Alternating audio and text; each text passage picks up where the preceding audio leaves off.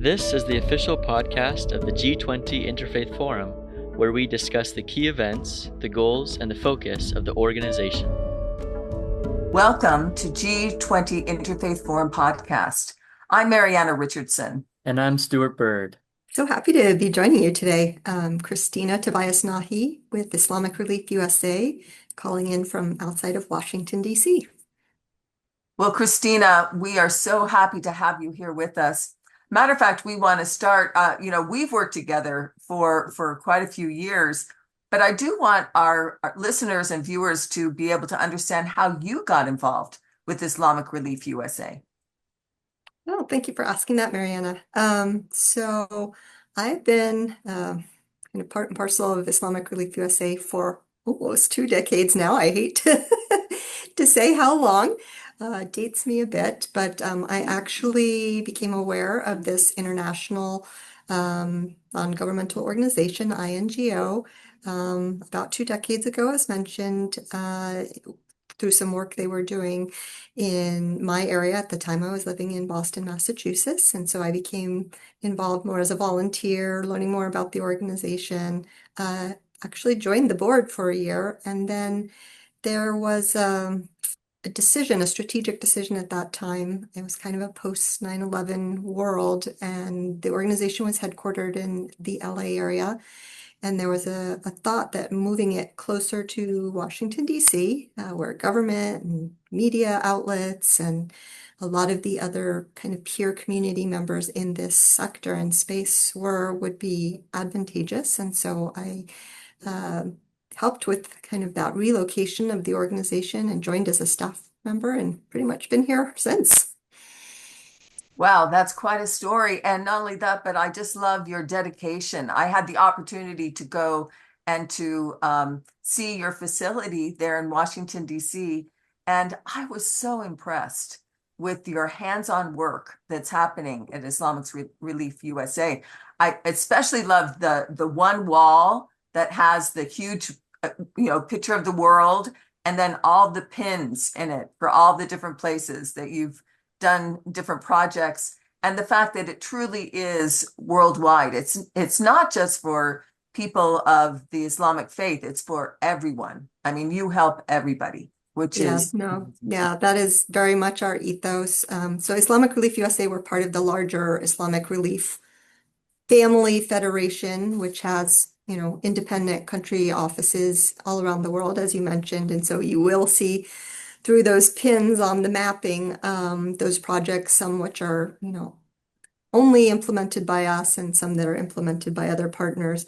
But it is impressive, the scale that also shows the scale of need in the world. So that is the sad part of seeing a map like that as well. But no, we're definitely here to serve all communities, both internationally and even in the U.S. domestically. We have programming here as well. So some of the same kind of vulnerabilities that people have around global hunger, which is pretty much how the Islamic Relief family started, was responding about 40 years ago to the big Africa famine crisis.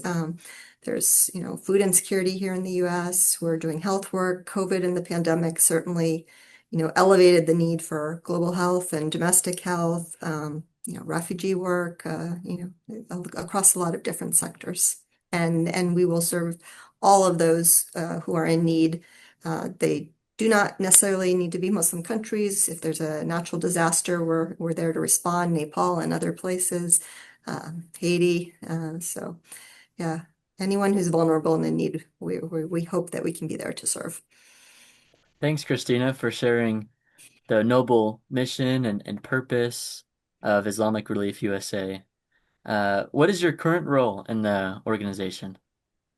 Yeah, so I work on a team, I manage a team that has a bit of a difficult role, but it's very needed. And it's a kind of public engagement role. So while we have departments that are working, directly with those we serve and the beneficiaries that I've mentioned, and other teams that are, out doing fundraising to help us fund the projects that we're doing. Our team specifically is not working with the donor community or our beneficiaries. We're working with external stakeholders, more in the political sphere. And that was, again, one of the reasons this office relocated over here. So whether that's the White House, different US government agencies and departments, members of Congress, we're up there a lot doing advocacy and talking to them about different needs across the globe. We're working with media, as I mentioned, and then a large component that our team works on is um, fairly recently grassroots advocacy. So we want to turn our donors also into advocates. Of course, we want their money to help us with our programming, but we want to show them how to lift up their voices and talk to, their elected representatives about these important issues. And a lot of that work is done in coalition with faith partners. So our team handles those relationships with our faith friends as well. I really enjoyed when I went to visit you and your facility to see the big van that you Mhm. have. That was really fun to go in and see. You really do hands-on, just going from community to community to explain who you are. I don't know if you want to talk about the big van, but it's kind of a cool concept. I really liked it. Yeah, it's actually bigger than a van. It's one of those It's huge. Yeah. buses. I guess a passenger, what would have been at one time maybe a long distance passenger bus, and we wrapped the outside so it has our branding, and we gutted the inside. So instead of seating, traditional like forward facing seating, it has some side seating and a large screen, and you could sit there and watch some kind of informational videos about who we are, and grab yourself a cold drink because there's a little cooler.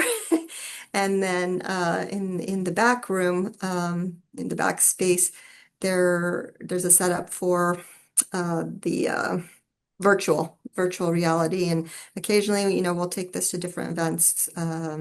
We've taken it to the Refugee Festival in Washington, D.C., and people can get on there and have some kind of virtual reality experience as well. I will say that we are kind of disbanding uh, this particular bus upcoming just because it has not been a good cross-country bus for us. It has broken down in a Broke it lot of down. in a lot of places, and we've had to figure out how to get it back to headquarters. So That's we'll funny. be looking at some more creative ways to do the outreach and community engagement that may not be using the bus. Well, and I love this that you do go around and have people understand who you are. And along with that, I wanted to also talk about the interfaith cooperation that you do. I know IRUSA and IF20, we've been working together for as long as we've existed, haven't we? I mean, were you involved in Australia or what No, happened with that? I think you guys had maybe a form or two before we joined up, but we became involved with the IF20 in 2018. Um, and that was held in Buenos Aires, Argentina. And the reason we actually were outreach to and became involved is there was a youth contingent that was wanting to participate, and some of the folks from Australia, so we were not at the Australia, but some of the folks from Australia reached out to us and asked if we would be interested to help sponsor some of the youth. And so we were very eager to, find out what it was all about. And of course, it's important that youth get involved in these spaces. So we came to that first convening and we were hooked and have tried to join everyone subsequently. It hasn't always worked out, but for the most part, we've been there. Well, we have loved the opportunity to work with you. It's been wonderful. Yeah, that's Likewise. that's interesting to hear about how you felt drawn and how you initially, started cooperating with IF20. Now in 2025, what does the collaboration between IRUSA and IF20 look like? That's a great question. So obviously, I think the pinnacle of the work IF20 is doing is, their annual summit. And so we're always heavily involved in some of the planning, some of the promotion, such as what we're doing today, to make sure people are aware of it, make sure people are aware of the important issues that are being discussed. And, given the severity of what's happening globally with more increased natural disasters and conflicts, right? That there are more vulnerable people and we need to keep them in mind. But I think it's not just now the annual summit. We try and stay engaged throughout the year. There are various working groups, papers and publications, webinars that we will try and perhaps if we have a speaker that's relevant to a topic or an idea for a webinar that we'd like to see get out there, that we will pitch a proposal. So yeah, it's a nice partnership that's been going on for a good number of years and continues to grow. Yeah, IF20 no doubt benefits substantially from the help that IR USA gives. And as we have in our mission statement, we are a network of networks. And so we really appreciate having networks with organizations and with people like you. And as you've worked with IF20, through your eyes and through your perspective, what is IF20 to you, and what is the importance of the organization? Yeah, so I think there's a couple of strands to explore here. One is definitely, the reason the summits themselves and the forum have been set up is that each year the G20 economic ministers, convene and they meet and they discuss policy and economic issues, sometimes forgetting that there are real people that are impacted by what they're doing on paper and on policy. And so I think it's really important to have faith voices, whether they're faith leaders, faith NGOs, the civil society in general, just reminding them that they need to remember how the impacts on real people. Um, so, that's one of them. I think I was actually having a conversation with a foundation earlier this morning who reached out to us because they're seeing civil society and interfaith work shrinking in the past year and a half, 2 years, given some international dynamics around the world. And they were inquiring to us, like, what are the standout groups that are still holding together, holding the glue together with all these, toxic things going on in the world when it's more important than ever that faith groups and faith voices stay together. And I did mention IF20 as one of those groups that, there have been struggles, no doubt. Yay! Yay! There have been struggles, no doubt. But I think it's one of the groups that has managed to hang on. The work's important and yeah, so. Well, what positive outcomes have you seen with this interfaith cooperation? And like you said, I think this is a really important question for all of us to be asking because it is becoming more and more difficult on the international stage to have this interfaith cooperation. And I know some people like the multi-faith Mhm. versus interfaith words, Yeah, but I really see that as interchangeable. yeah, no, agreed. Yes, it definitely, no doubt it is getting more difficult. Um, and I think one of the things that, we're doing at the upcoming forum and I think is so important and a way to move forward in order to keep the conversation civil is to do service together. Um, so when you can bring groups across, different different spectrums, racial, ethnic, religious, political, to come together to do service projects in tandem. I think that is one way to keep this going and why it's so important. Obviously, we continue to do interfaith work on a programmatic level around refugees, around hunger and other issues, and advocacy. Like the groups need to stay strong, especially now, and lift their voices and teach their communities, even some communities that may in the past have been, for historic reasons or immigration reasons, less politically active. Teaching them those civic skills of how they can have a voice and, not feel helpless in light of so much going on in the world. Well, and along with that, I wanted you to mention, I know you have done so much work with refugees and specifically have been very much involved with IF20 and refugee work. And I think of the meeting during UNGA that we kind of did together with UNHCR, where we brought together a lot of interfaith refugee groups, which most of them, like I said, are faith-based. And what a positive experience that was. Would you like to share about that?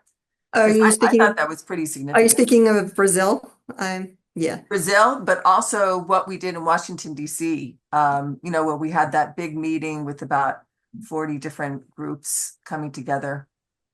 Yeah, I mean, Both of them have been significant. yeah, no, they've both been significant. And the reason Brazil comes to my mind more is because not only did we, have a panel and UNHCR and various faith groups, Islamic Relief, USA, and HIAS, and some Christian groups and local, groups there on the ground in Brazil were able to talk about how they come to looking at refugees through their texts and their faith traditions and how they serve. Um, but we also got a chance to see some refugee projects in Brazil live with UNHCR. We went and were able to visit their operations there and learn about some refugee populations coming into the country that, previously we may not have been aware of or the general public is not aware of. For example, groups like Afghans coming into Brazil. And we also learned, which I think is important, for listeners too, that sometimes where people first land is not where they stay or not where they intend to stay, and the very difficult and dangerous voyages that they take to try and get somewhere in safety. And it reminds us, people would like to stay where they are. It's, but the conditions are such that, it's not safe and they can't raise their families in a healthy and safe environment. And so they make these horrendous decisions and sometimes go on these very treacherous. So we learned in Brazil how, often they go from Brazil to get to the US and some of those routes and the jungles and traffickers and they're just, so I think opportunities like this help us really see things on the ground too, not just in an academic way. And we will be continuing these discussions at South Africa 2025 too, which you'll be very much a part of, which we're excited about that too. Yeah, and we're actually doing quite a bit of work on refugees in Africa on the continent as well, because obviously, Sudan is another terrible, terrible crisis, and there are Sudanese, fleeing to bordering countries, and there are interfaith efforts like Islamic Relief and HIAS and UNHCR and other groups that are responding to those refugees as well. So, Hmm. It's amazing to hear how involved you are with providing assistance and providing advocacy for these refugees and just how knowledgeable you are. That is definitely a priority, one of the many priorities that IF20 and IRUSA shares. Yeah, we definitely share that priority. Um, are there any other focuses or priorities that you see that IF20 and IRUSA have in common, in addition to assistance to refugees? yeah, definitely a lot of the various working groups that IF20 has are, very pertinent to the times. I know there's an environmental working group. So when we talk about refugees, we also need to see the various push factors and causal factors of why people are leaving. Sometimes it is conflict, as I mentioned, but not always. Sometimes it's large national disasters. So there are other groups looking at the intersections of like environment and climate and refugees. So I think, as we can pull some of those different strands from different working groups together and see that intersectionality. Then there's some groups that I think are really important, but are not my background, and I need to learn more, like AI and where that's going. So important in this day and time. Not something, that we're yet working on, but definitely it's going to be the wave of the future as we see, whether for good or bad. And so, how we utilize and employ AI in these international responses. Yeah. So I think some of the issues are very cross-cutting and some are very contemporary, and we all need to learn a little bit more about them. Well, as we look to the future, what do you see the future of, interfaith and multi-faith opportunities? Do you think this is going to continue to grow? I mean, we've talked about how it's kind of struggling right now. So what do you see as the future? That's a difficult one and hard to put my finger on the pulse. I mean, I try to be an eternal optimist and I do too. yeah.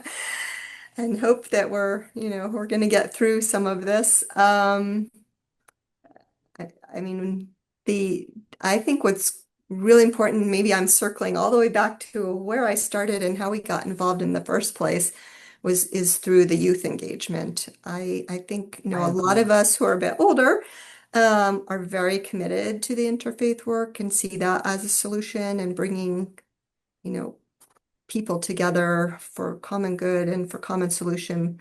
But it is going to be the young people, if we're talking about the future, that need to carry on this mantle. And so we need to make sure that they're fully engaged in these processes, that they're, learning all the issues, they're seeing the history, what works and what doesn't work, so that they can, take on the leadership role and move these things forward. And I do think with, the globalization of the world and technology and phones and all of that, that young people are more globally aware. They do have more interfaith relationships with people than than in the past generations. So I'm hopeful for that for the future. I do want to do a little shout out with Stuart here. I do feel exactly the same way. And that I think the future is bright because as I work with young adults, and when I mean young adults, I'm talking, all the way to 35. I mean, that shows how old I am. But I do feel that they are the future and it's a bright future because they really care about these issues and they want to be involved. And I think in many ways we sometimes get in their way, but instead we just need to give them the opportunity. And like I said, a shout out to Stuart. That's one of the reasons why I love having him on this podcast because he is one of those young adults who is helping us so much in this great work. So Stuart, thank you. Oh, Thank you for your example. thank you, Great. Mariana. Plus, you have better tech skills than us. That's true. Oh. Well, I do think that it's thanks to the work that you're doing, Mariana, with IF20 and you, Christina, doing with Islamic Relief USA that is laying the groundwork for our generation to, um, you know, move along these priorities in this work even further. So, We say um, inshallah, which means God willing. yes, yes. Thank you for kind of shedding light on what you see as the future of interfaith cooperation, and we appreciate your optimism. Um, and that hope um, is definitely important. We know that something that will help us look toward the future and progress to the future are our yearly forums, our annual forums, which and our meetings, which you've talked about a little bit, and you mentioned some previous ones that you were a part of. We know that you will have a major role in this upcoming forum that we have in Cape Town, South Africa, here in about a few weeks. And so we would love to just hear your perspective on what do you think will be the impact of that forum on not only the country of South Africa, but the world in general. Yeah, so I know Interfaith 20 has worked really hard, and others as well, for inclusivity and bringing the AU into some of these spaces and has been successful in that. So that's very exciting. And just in the past couple of days, I mean, it's been percolating the rumors for the past couple of months that there are several large UN agencies that will be moving out of New York um, and onto the continent, into Nairobi specifically, most likely. UN Women, UNFPA, UNICEF. So, I think there is a realization that Africa is kind of the continent. We've been talking about young people, and like a youth bulge and a lot of growth and economic opportunities and creativity. And then with a lot of the international kind of important apparatus also moving into Africa to be closer to this, I think presents a lot of opportunities. So the moment is very timely. The forum is being held in South Africa. I know, there will be a lot of diplomatic corps and representation from across the continent, and networking. And I think, this will all be very important, for the years to come. And I do think it's significant for us to also talk about the fact that earlier this year we did have a significant meeting with the African Union in Ethiopia, and that will just continue with this meeting as well, that we hope to be very inclusive with all the African nations, not just South Africa. And so, but also, Christina, you need to also kind of do a shout out for yourself. You will be very much a part of this wonderful forum, and that you'll be moderating. We're excited to have your help in furthering our mission. And I think that's one thing that as we've worked together for the years that we've worked together, it has been such a joy to work with you, Christina, and IRUSA. No, likewise. And one of the things I am excited about, if we're talking about South Africa and Cape Town specifically, we do have amongst our family, the Islamic Relief family, and Islamic Relief South Africa, in Cape Town, and they're doing some great work. We've partnered with them in the past on the Mandela Hospital, which had like a cancer unit for children. I know they're doing a lot of food insecurity work. They were very kind of instrumental and in front of many organizations a couple of decades ago around the HIV/AIDS crisis. They held one of the first big international conferences at that time, kind of combating religious taboos around the subject. So I'm also excited to see what, our kind of peer sister office there is doing, and what they see are needs for not only South Africa, but the continent in general as well. So yeah, I think often through this forum, and I wasn't at the Ethiopia one you mentioned, but I've been to a previous Ethiopia convening you guys had, and I was able to bring in some of our team in office from Islamic Relief Ethiopia. So I think it's great to be able, to pull in the local staff that really have an understanding of what's happening on the ground and have that local knowledge.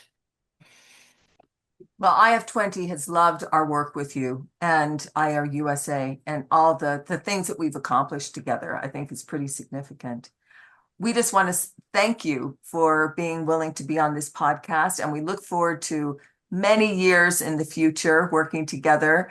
And I love your message of hope for the rising generation to take over this important work, that this work will continue. And I'm excited. It must continue. It must continue. I'm imploring the young I agree. generation. I agree. So thank you so much for joining us. And we look forward to everyone coming back and listening to us again for our next issue of G20 Interfaith Forum podcast. Thank you. Thank you so much for having me today. It's been a pleasure.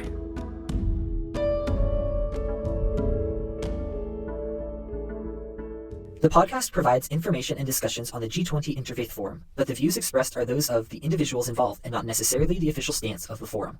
The content is for general informational purposes only and should not be considered professional advice or expert recommendations. Listeners should exercise personal responsibility, seek professional guidance, and conduct further research when making decisions based on the podcast. The information shared may not always reflect the most current developments, and external links or resources are provided for additional information but are not endorsed or controlled by the podcast. By listening to the podcast, listeners acknowledge and accept these disclaimers. Please be aware that the content of this podcast may be subject to copyright. Unauthorized copy, distribution, and reproduction of any part of the podcast is prohibited.